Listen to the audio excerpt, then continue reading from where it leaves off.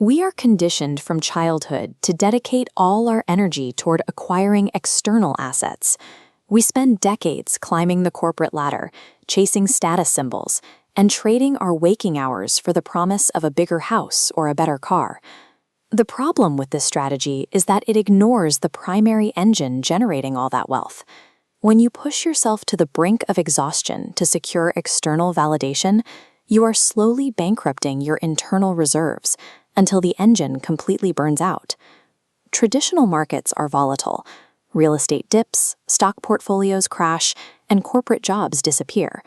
The only truly crash-proof asset you will ever own is your own mind and body. Yet most people grossly mismanage their personal portfolios.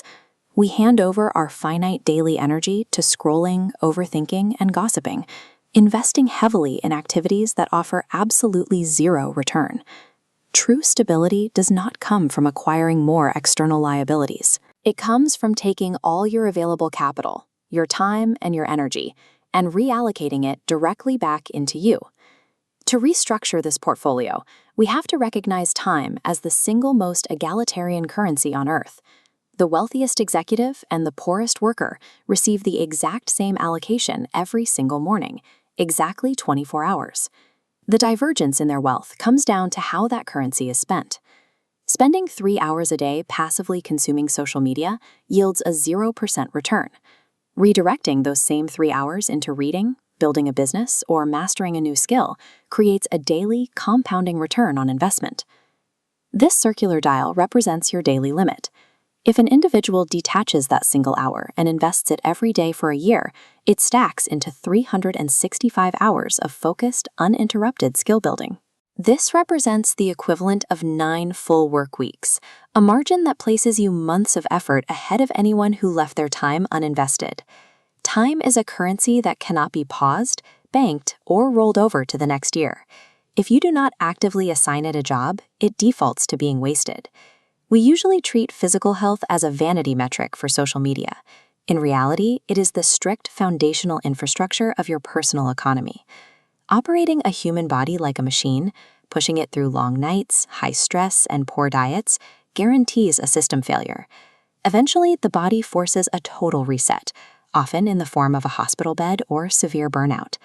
Upgrading your hardware doesn't require complex routines or expensive supplements. It requires small, consistent microdeposits, an 8-hour sleep schedule, daily hydration, and 10 minutes of movement. Alongside the hardware, you have to upgrade the software. Your brain needs premium fuel to avoid running on outdated, anxious programming.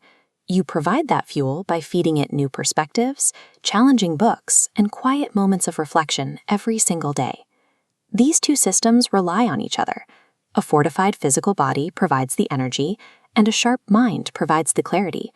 Together, they generate the emotional stability required to execute long-term, complex goals. Ignore either side and the system degrades. Mental fatigue and unaddressed emotional stress are as damaging as physical injury, actively degrading your body's immune system and daily stamina. Sacrificing your baseline physical and mental health to achieve a higher salary is a mathematically flawed strategy. It destroys your portfolio from the bottom up. Curiously look closely at the people around you, because you are subconsciously absorbing their habits, their ambitions, and their limits. This central node is you. Surround yourself with toxic peers, and they act as depreciating liabilities, shrinking your baseline capacity.